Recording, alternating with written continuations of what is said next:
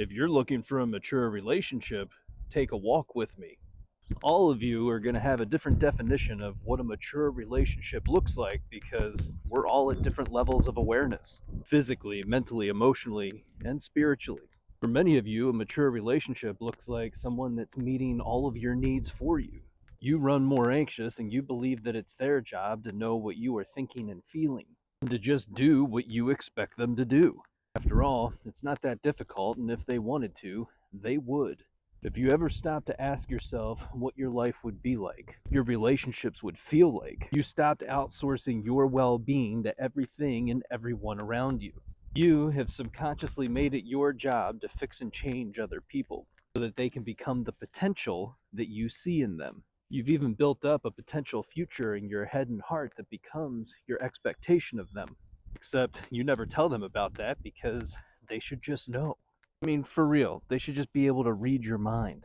And when they don't meet those expectations, your relationships get painted with disappointment, resentment, and contempt. You've also never really thought about asking them what they've wanted because you've been so busy trying to get them. I have to chase you. I have to get you. Stop running from me. You'll do everything in your power trying to get your needs met through them so that you can avoid abandonment. You're like, no, I'm anxious. It's only a part of it. You also avoid. I'll repeat it. You do everything in your power in the attempt to avoid abandonment.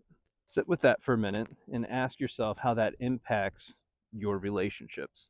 This isn't blaming you, but it is an awareness of you and how you build and cultivate relationships. Awareness is a gift because it is the roadblock to the connection that you truly desire. What's most beautiful about that is it all starts with you. You might not be there yet. You might be thinking, no, it's their fault. Everything is their fault. It's not about blame and fault. It's about building and cultivating. You can release yourself from the self-created mental prison of blame. You begin to grow and expand. Think about it like this. I don't have to blame you. You have to live with you for the rest of your life. And I think that's enough. Good luck with that. Big piece of what's missing in your relationships and often what drives people away is you. You're the missing puzzle piece. And you're not doing this intentionally or consciously, but you are driving people away because of your insecurities. Right now, you're like, come on, man. You're creating a to-do list for this journey of self-discovery, and it's becoming too much. Then you'll say those magic words of everybody that always gives up on themselves. It's not that easy. And you're right, it's not easy, but who the hell told you life was going to be easy? How is this even an expectation that you have? And this is where you start to discover that you never fully developed your sense of self. You're mature, capable, and competent in a lot of different ways, but for some reason, relationships seem to elude you. And this is why we start asking the questions, who am I? Where am I going? What am I doing? And why am I doing it? You'll realize that you've been trying to find yourself all this time inside of other people. They're amazing, they're wonderful, they're everything that I'm not. I have to have that. But you'll never be able to keep and maintain that type of relationship because you don't have those things inside of you. It's not that you don't have those things inside of you, it's that you never had a mentor, a coach, or someone to show you and represent what all of those things look like in your real life, so you never fully matured in those areas. Again, it's not easy. It's a lot of work. That's why they call this the school of life.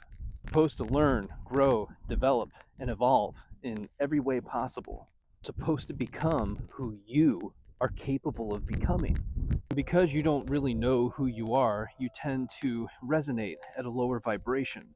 You'll find that you tend to spend time with people of a similar vibration, which feels like a lot of chaos and blaming of the other person. It seems to play out like a bad movie and a horrible script.